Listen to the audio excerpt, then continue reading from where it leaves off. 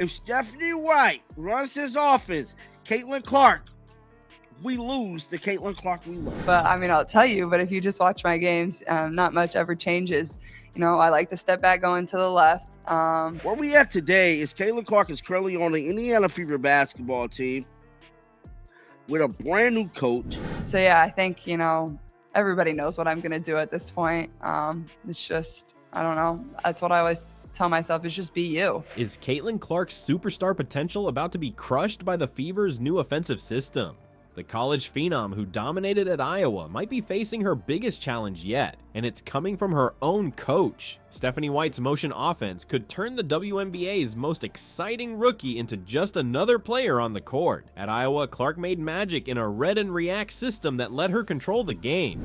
Off the record and on the record with the Indiana Fever coaching style, that is with Stephanie White, what she's going to be running. The thing that makes it really hard is we run a read and react offense. You never know what's going to happen. We want to get out in transition. But I think for me, you know, the area I want to thrive in is always transition. Now, everything that made her special might be at risk. The MVP award she seems destined to win, it might already be slipping away. Before we move on, I'd like to ask you a small favor. If you appreciate this content, please take a second to like this video and subscribe to the channel. Over 98% of you watch the videos without subscribing. It costs you nothing, but it makes a huge difference to us. So did you click the subscribe button? Great, thank you so much. Now, back to the video. You know what made Caitlin Clark so special at Iowa? She wasn't just playing basketball, she was controlling the entire game like it was NBA 2K on easy mode. Every possession, every shot, every decision. Clark was the maestro of that Iowa offense. She'd pull up from logo distance one play, thread an impossible pass the next, and somehow make it all look easy. That's what happens when an entire system is built around your strengths. At Iowa, Clark was basically given the keys to the kingdom. A read and react offense make players around them better, but it's ran through one specific player. You just watch Debbie Antonelli's videos that she's been putting on Twitter, because I gave an entire scouting report, and that's why I take pride in getting on the defensive glass and pushing the ball. Because I just think it's so hard to guard us, especially with the way our 4s and 5s run the floor. The read and react offense they ran was perfect for someone with her vision and shooting ability. She could assess the defense in real time, make split-second calls, and either create for herself or find the open teammate. No wonder she put up those video game numbers. The system was designed to maximize everything she does well. But here's where things get tricky. The Indiana Fever isn't Iowa, and Stephanie White isn't Lisa Bluter. The Fever are planning something completely different for Clark, and it might be the biggest adjustment she's faced in her basketball career. Let's talk about what the Fever actually want to do on offense. According to everything we're hearing, White is implementing a motion offense, and that's a whole different ball game from what Clark mastered in college. In a motion system, the ball keeps moving, players are constantly cutting and screening, and most importantly, no single player dominates possessions. It's basketball democracy at its finest. She said she's going to run the ball, take the ball out of Kayla's hands. She said she's going to run and react. You can't scout that. Like, you can try all you want, you can work on actions, but you never know what we're going to do. Because be a basketball player. And that's why people like watching Iowa women's basketball, is because we make reads, we have fun, we play up tempo. Sophie Cunningham actually confirmed this in a recent interview, describing the Fever's new approach as a run and gun, kick and shoot style with a heavy emphasis on three-point shooting. I do love the offense we're going to be playing. It's a motion offense, Cunningham said, and so it's going to be run and gun kick and shoot lots of threes.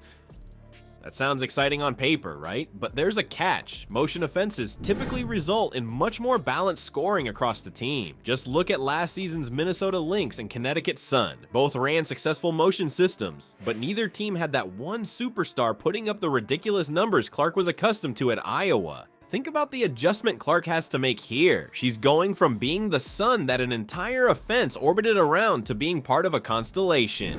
From players that is new here, saying that they're going to run a motion style offense. And I think that's the best way to play basketball, is you're just making reads, you're using your brain. And Coach Bluter says, just be a basketball player, don't be a robot. In college, she could take those deep logo threes whenever she felt it. She could dominate the ball for long stretches. She could essentially call her own number whenever she wanted. That freedom made her nearly impossible to guard. But in the Fever's motion system, those opportunities might be much harder to come by. She'll be expected to move without the ball more, to fit into a structure rather than create it herself. And with veteran players now joining the roster, there's even more reason to believe the Fever will stick to this balanced approach rather than let Clark cook the way she did at Iowa. When you look at successful WNBA teams running motion offenses, there's a clear pattern. The scoring load gets distributed much more evenly. Last season, neither the Lynx nor the Sun had any player averaging the kind of numbers Clark put up in college. That's not because they lack talent, it's because the system prioritizes team balance over individual dominance. What makes this situation even more interesting is the timing. When White first discussed her offensive plans back in December, it seemed like there might be room for Clark to maintain some of her college freedom. But as the roster has filled out with veteran players, the commitment to a true motion offense has only strengthened.